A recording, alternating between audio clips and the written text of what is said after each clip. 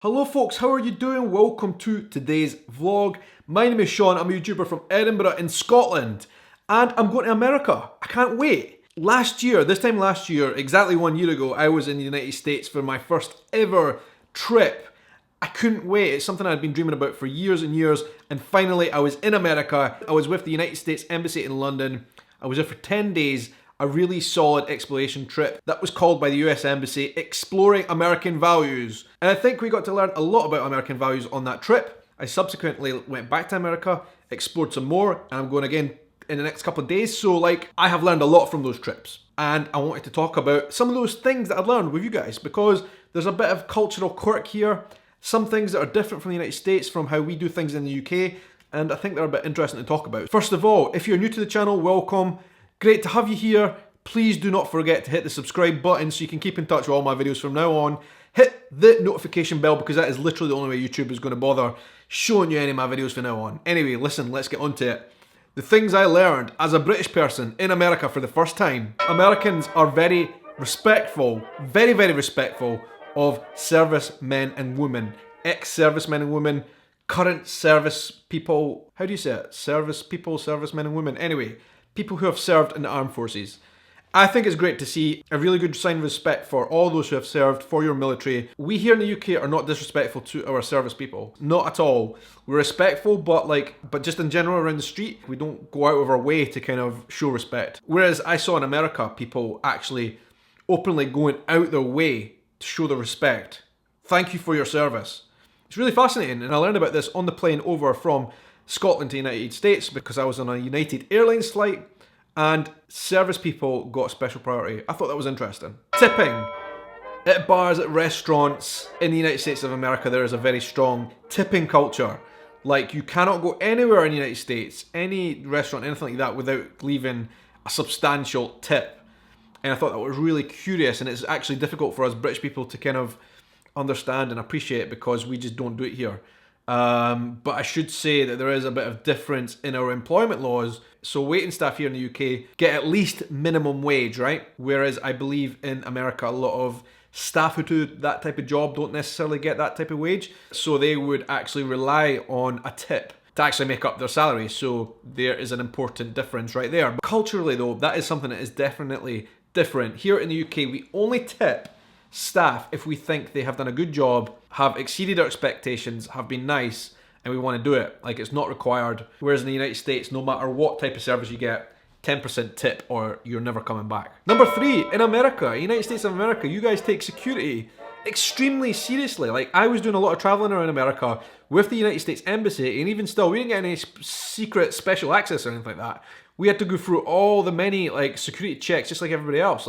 And airports, you can kind of expect it at airports. Airports are one thing, so I find you go through a lot of security checks at airports in America, right? That's fine. Airports are high risk places, but then in any building basically in America, any building you go into, you go through up to different checks and sometimes even metal detectors just to go into an office building. I think that's bizarre. I never expected that. Next on the list, Americans are not unnecessarily polite.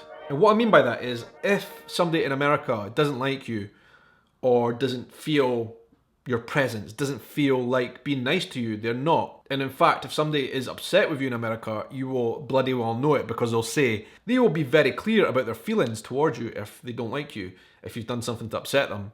Here in the UK, it's not like that. We are very Britishly polite.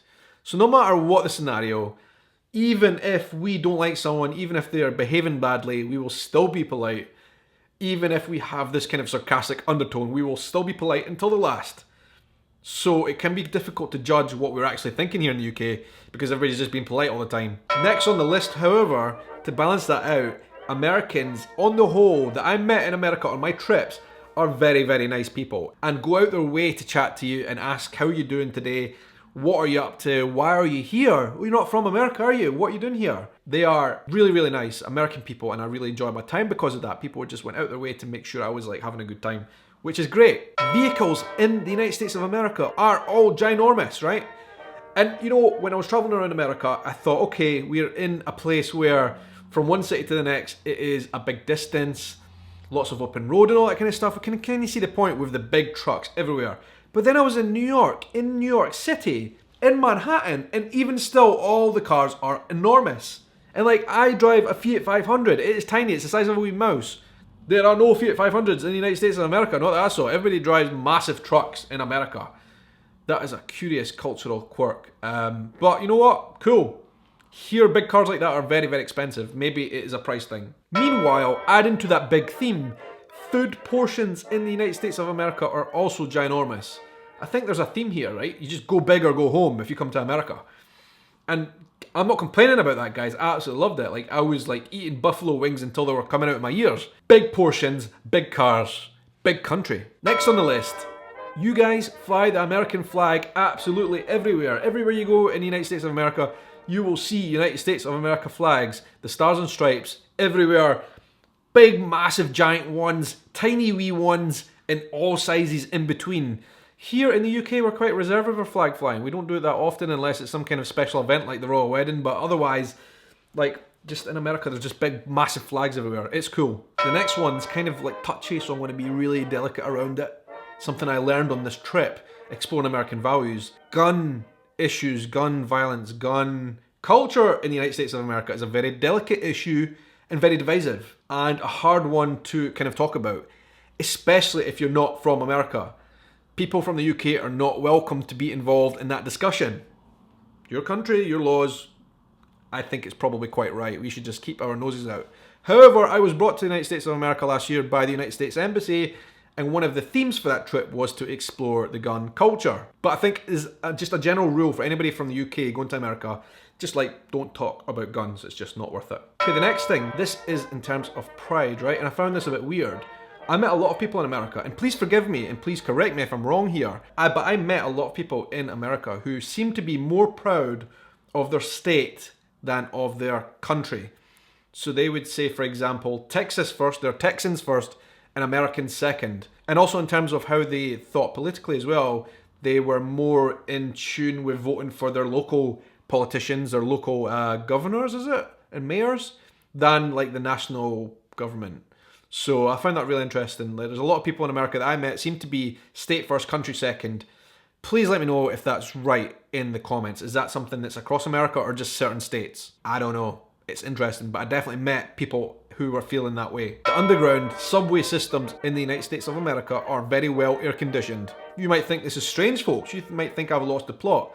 But when you live in London for 4 or 5 years and you have to work in a suit every day, in the middle of summer and there's no air conditioning anywhere. What are we living in here? Some kind of backwater? No, it's London. It's a capital city. One of the biggest capitals in the world. No air conditioning. What's going on? So when I went to the United States and saw there was air conditioning everywhere, even in cities where it's quite cold in the winter, that was a big relief. Another thing I had to get used to in America, and I think this is really cool and interesting for somebody who plans on traveling a lot in the United States, the weather is so different state by state, south, north, east, west.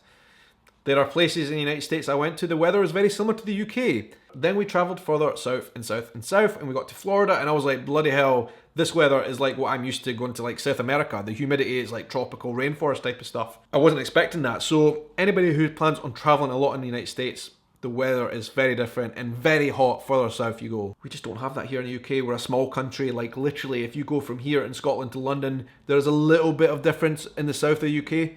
They're maybe 5 degrees on average hotter than we are in Scotland. Maybe slightly less rainy as well. But on the whole, in the UK, it's roughly within the same climate, right? But in the United States, no. Very different. The last one, something I am very interested in exploring further in future episodes and actually talking to you guys when I come to the United States. United States, as a lot of people know, is a melting pot of cultures and peoples, right? A lot of Americans that I met and that I found were very proud of their original rooted heritage. Which is cool, right? So, for example, I met a lot of Americans who watch this channel, for example, who have Scottish heritage and are very interested and proud in exploring that part of their history and culture. People from America from all different places and walks of life and all different countries around the world who consider themselves not just Americans, but also their rooted countries, which is really cool, actually, because we don't really have that here in the UK very much. There are some communities who definitely identify with not just being British, but being British and something else.